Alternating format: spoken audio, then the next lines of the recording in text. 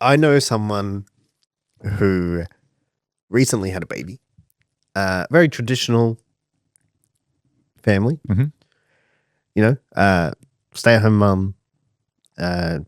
She actually works part-time, I'm pretty sure. I Yeah. could be wrong. Yeah. Maybe not at the moment because she just had a kid. But stay-at-home mum, raise the kids, I'll go make all the money. And then I spoke to him and I was like, how's the little one? It's like his fourth kid. I was like, how's the little one, etc. And he's like, yeah, good. And I was like, you sleeping well? He's like, yeah, I'm sleeping in my son's bed. Hmm. And I was like, you're not sleeping in your own bed? He's like, nah, my wife gets up to feed the kid. I'm not getting up. And I was like, so you're sleeping with your kids? And then I freaked because I thought his son had a single bed. Yeah. I was like, yeah. But turns out he's got a double bed. But I was like, okay, cool. Like that's a really interesting concept. Like, okay, like you guys clearly have, and like his wife's cool with it. Like you guys have clearly set your boundaries and you know, like this is a fourth kid. I'm not waking up in the middle of the night because you're getting up. Like I need to sleep. Yeah. And they're cool with it. And he sleeps in a separate room for maybe, I don't know if he's still doing it, but Initially. especially at the start. Yeah. So that he's not disrupted by her getting up to feed the baby, etc. Yeah. Understand it. And if they're both cool with that, there's nothing wrong with it whatsoever. Well, yeah, it's their life. Yeah, Like, that's you can't turn around and say, but I was like, oh, like I've never heard of anyone doing that before. You know what I mean? And then the other extreme is like, you know, even though she gets up and feed, I just get up and sit with her. And it's like, well, now you're just wasting sleep. Yeah, that's being silly. But it's like there's two ends of the Yeah. spectrum, right? So it's interesting. Yeah, it is. And here's the thing, right, with that decision to say, okay, she stays at home. I honestly, hand on heart, believe, without a doubt. I believe it because I've seen it, because I've experienced it and lived it. I think one of the greatest things we ever did was my wife stayed home and looked after the kids, by far. Why? Because my wife raised the kids, not the grandparents, not the childcare, not teachers, not anyone else. We influenced our values and our core beliefs on the children, and they experienced that love, that connection with the parent, not I'm going to go out and get a job straight away. And I understand completely that there's people out there that can't afford to do that. They need to have the two people working. But if you are in a position where your wife can stay home and raise the children, it is the biggest advantage it's the biggest advantage for the child growing up and becoming a decent human being. I'm assuming the adults are decent human beings. But I've seen kids who do not have that connection or haven't had that as well, and I see the difference in them. They might be small, but you just see the difference in children like that when they're not raised in that way. That's massive. Massive. And I think it's one of the best. Like, look, as a man, I think that's a bit of a flex for me as well. People like joke and say, oh, fucking good life. And, you know, she doesn't work a day and drives a nice car and lives in a nice area, just plays sports. Yeah, fucking know she does. Yeah, say something. That's it. How lucky, how good's life? And look, it's not that she doesn't want to either, mind you. It's just she would love to do something, especially now because her kids are a bit older, so it's not like they're dependent on her anymore. So she could go out and work and do whatever she wants, but it's a matter of finding something that actually means something to her, not just doing it for the sake of getting a paycheck at the end of the week.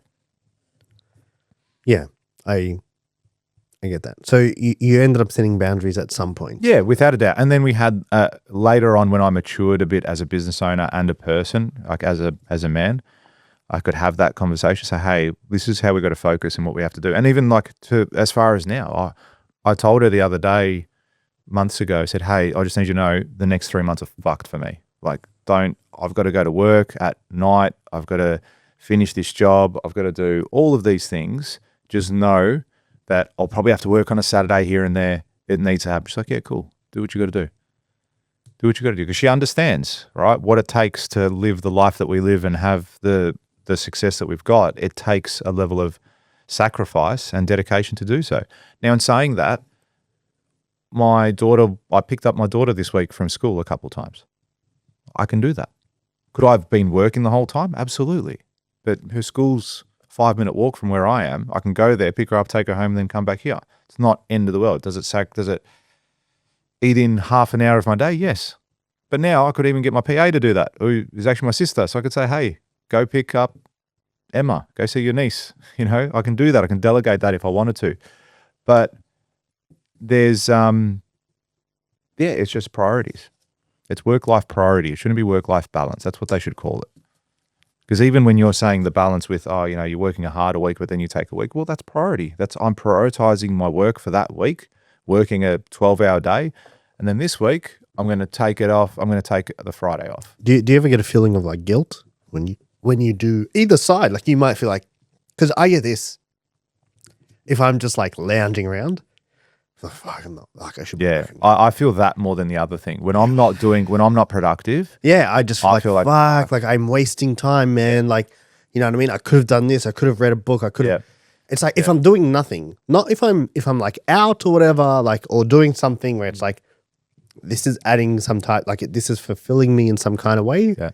That's cool. I feel like that's why I struggle playing video games now. Because I feel that even though I enjoy it, like I don't mind sitting there and playing video games for a little bit, but I feel that if I spend 2 hours doing it, I'm like, fuck, what am I doing? I've just sat here for 2 hours doing nothing, watching a TV screen. Yeah. So then I get up and try and do something. It's all about the meaning. Yeah, that's right. If you feel like you're wasting time, you are. Yeah, and that's how I feel with it. I enjoy it though. Hey? I enjoy playing games every now and then. But you mustn't enjoy it that much if you feel like you're wasting time. That's right. Well, because if you really enjoyed it, you did at one point in your life. Oh, you man. could play back in the day and be like, that was fun. Yeah. Like that was fucking great. I had an 8 hour session. How good's life? You're probably never going to have 8 hour sessions again, but you feel give it a go. Energized or your head cleared.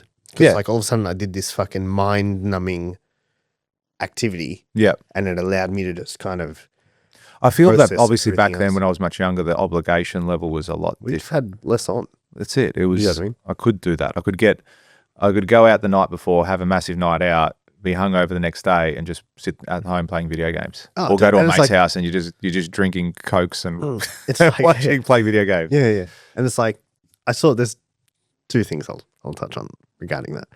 I saw this thing that said I saw a post from Dan Martell. Who's that? And it's Dan. Dude, you out of all people should read this book. Buy it right now. I'm gonna buy it for you. No, I'll get it right now. Buy it right now. It's called Buy Back Your Time. Okay, Amazon, yeah. Yeah. Buy Back Your Time by Dan Martell. Great book. And he's cool dude. Yeah. Like he puts out some good content.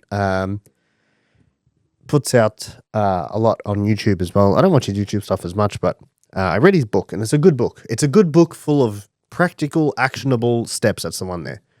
Fuck, books have gone up, haven't they? $42? Yeah. The fuck you think you're talking about? Yeah. Dude, even like Hormozzi's book's $60. That's that book. $58 here. If you're still listening, I'll tell you how you can get this right now. Oh, good segue. If you message me and you say, Robbie, stop fucking around. Message me saying how to make money. If you message me the words how to make money, I will send you a copy of the book, first person only. Yeah, I was going to say. So if you're listening to this right now, you can earn a book and have it delivered to you. That'll cost you $60 to buy. The hardcover we've got. We're not doing paperback shit here. This is hardcovers. And I will send you the book wherever you are in Australia. I will send it to you. Australia, except AU followers. Tasmania. Nah, I'm joking. All Australian followers. We'll send you two if you live in Tassie. I will send you a book if you send me a message. But I kind of feel like as much as they've listened to this episode to date, to this time, I feel like there's one more thing they really should do to qualify to get a book. Yes, what is it? And look, as you all know, if you are listeners or if you're first timers, welcome. We are trying to grow our YouTube channel to 1,000 followers by the end of the year. And we're off target. We are off target at the moment, so we're going to need some help from you guys. Not only do you need to message Robbie and say, what did I have to say again? Message me saying, how do I make money? How to make money. How to make money. This is the front of the book. How to make money. So if you forget, just look at the book. How to make money. You have to do that. And then you need to subscribe to our YouTube channel. Yeah. Okay, $1 Million Days Pod. Just look it up and subscribe to the channel. Robbie will check that you are subscribed before he sends you a video. And for everyone else listening, I think this is a really good thing that we don't ask for enough. Leave us a review. Oh, how good. On one of the platforms. Yeah. Because that helps the podcast get organic reach. Yeah, nice. Right? And we've never the actual podcast. On the actual. itself. So wherever you listen to, you listen on Spotify, leave a review on Spotify. You listen on Apple Podcasts, leave a review there. If you've got a Samsung, you should stop listening. Yeah, don't talk to us ever again. Yeah. So send the message, get the book. And if you're listening to this and you've listened to this on the day it came out, I just want to let you know, last time I got a message on the day the episode dropped for the last book. Yeah. And that went straight away. And then I got messages later and I was like, you snooze, you lose. Snooze, you lose. So if you want this book, act fast. And if you haven't subscribed and you message me first, I won't send you the book. So subscribe first. If you like that clip and you want to watch another one, click just over here. And if you want to watch the full episode, click just over here. Don't forget to subscribe to the channel and thanks for watching.